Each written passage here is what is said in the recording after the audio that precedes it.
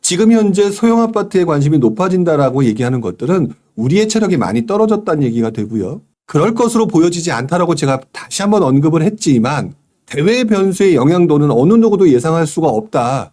어느 누구도 예상할 수 없는 이 대외 변수가 혹시라도 발생하게 되는 경우에는요.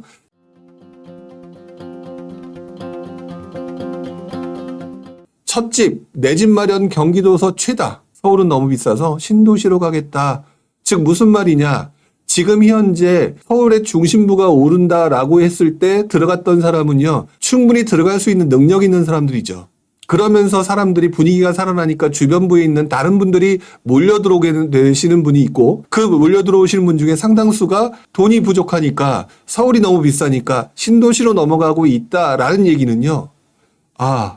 새롭게 집을 살 사람들이 예전과는 확연히 달라졌구나라고 하는 부분들을 캐치를 해내셔야 됩니다.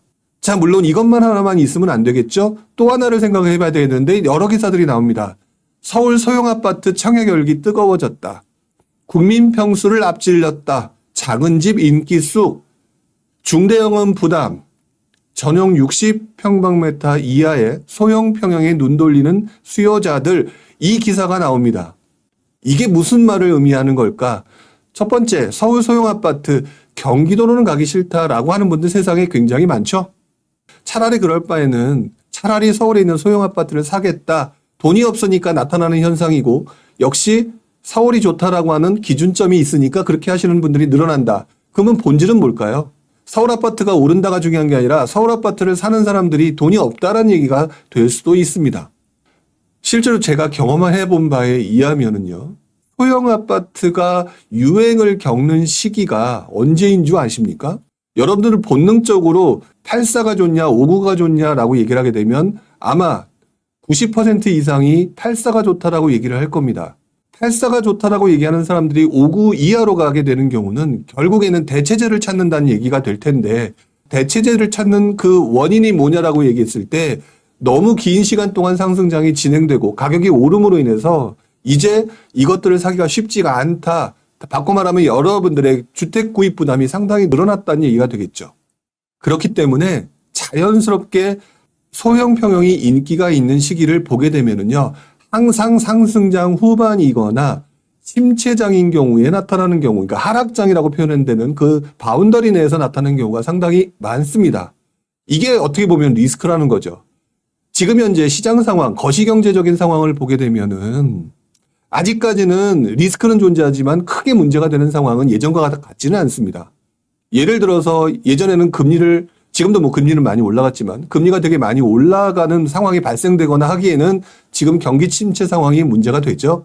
그렇기 때문에 금리를 쉽사리 올리거나 할 수 있는 상황이 아니고요. 또 제조업 지수라든지 이런 것들을 봤을 때 좀 분위기가 안 좋기 때문에 정부 입장에서는 경기 부양이라는 것들에 대해서 포커스를 맞춰야 되는 상황이고 경기 부양을 하게 되는 상황이면 부동산 가격은 올라가는 쪽으로 방향을 틀기가 쉽습니다. 자, 그래서 어떤 부분에서는 제가 볼 때는 반등장이 당분간 계속 이어질 거라고 봐요. 그런데 문제는 그거죠. 우리도 경험해봤지만 지난 2008년 금융위기가 왔을 때를 생각해 보게 되면은요. 전혀 우리가 예상치 않고 있다가 2008년 초반에 서브프라임 모기지 사태라고 하는 미국의 위기 상황을 맞이하게 되면서 갑자기 분위기가 달라졌습니다. 즉 대외 변수의 문제가 발생을 하게 되겠죠. 바꿔 말하면 어떻게 봐야 되냐면요. 지금 현재 소형 아파트에 관심이 높아진다라고 얘기하는 것들은 우리의 체력이 많이 떨어졌다는 얘기가 되고요. 그럴 것으로 보여지지 않다라고 제가 다시 한번 언급을 했지만 대외 변수의 영향도는 어느 누구도 예상할 수가 없다. 어느 누구도 예상할 수 없는 이 대외 변수가 혹시라도 발생하게 되는 경우에는요.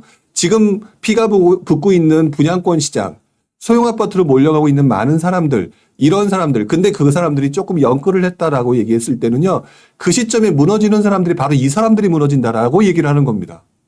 오히려 상승장 때 돈 많이 벌어둔 사람들은 크게 문제가 없어요. 힘들어도 어느 정도 시간이 지나면서 해결이 된다는 거죠. 바로 지금 제가 표현해드렸던 지금 서울 소형 아파트 국민 평수가 지금 84인데 더 작은 집으로 관심을 간다라고 하는 얘기는 사회 문화적으로 지금 여러분들이 돈이 없기 때문에 나타나고 그런데 지금 분위기가 반등장이니까 이런 현상들이 나타나고 있다. 그렇기 때문에 이런 시간일수록 더 길게 봐야 된다라고 얘기를 하는 거죠. 반등장 나오니까 신난 사람들이 있죠. 물론 폭락 얘기하다가 지금 찝찝한 사람들도 있겠지만 이런 거에 휩쓸려서는 안 된다. 저도 부동산 가지고 여러분들한테 유튜브를 얘기하는 사람이지만 제가 얘기를 할 때 단순히 이렇기 때문에 이렇다라고 하는 단순 논리로 가지 않습니다. 세상이 그렇게 단순 논리로 해결되는 게 아니고요. 지금은 평상시 보지 않았던 거시경제 환경도 봐야 되는 시기이기도 합니다. 물가 상승률은 어느 정도 해소가 되고 금리를 올림으로 인해서 그렇지만 여전히 대외 변수가 좋지 않은 상황에서 그런 행동을 한다. 그리고 그런 내용을 얘기하지 않고 지금 무엇 얘기한다. 부동산 시장은요. 평상시에는 몰라도 이렇게 시장이 혼돈스러운 시기에는 항상 거시 변수에 문제가 있을지 없을지를 굉장히 따지고 가야 된다. 제가 예전에 14년도부터 2019년, 20년도, 21년도까지도 그랬던 것 같아요. 거시경제 변수 얘기 거의 하지 않았습니다. 왜 그러냐면 그때는 이미 저금리 상황이었고 외부 시장조차도 그렇게 달리고 있는 상황이었기 때문에 그런 얘기를 하고 있지 않았거든요. 근데 제가 지금 그런 얘기를 하고 있습니다. 그게 왜 그러냐? 바로 이 부분이 이제 또 누군가는 이것으로 인해서 아직도 정신 못 차리고 도박 성향을 가지고 있는 달려가고 있는 도박 중독자들과 같은 행동을 보이는 패턴자들한테 큰 리스크가 올 수도 있다는 얘기를 하는 거죠. 자, 서울 살기 힘드네. 맨 밑으로 가게 되면 주담대 갚는데 월 소득의 44% 쓴다? 이거보다 더 많이 쓰는 분들 입장에서는 덜컹하겠죠. 이게 문제가 아니라 결국에는 큰 틀로 가게 돼 이 사회적으로 어떤 현상이 나타나고 있냐. 돈 없는 사람이 많아지고 있다. 지금 내 물건이 가격이 오른다고 해서 내가 샀잖아요. 이 물건을 다시 더 높은 가격에 사줄 사람이 점점 사라지고 있다는 게 문제다.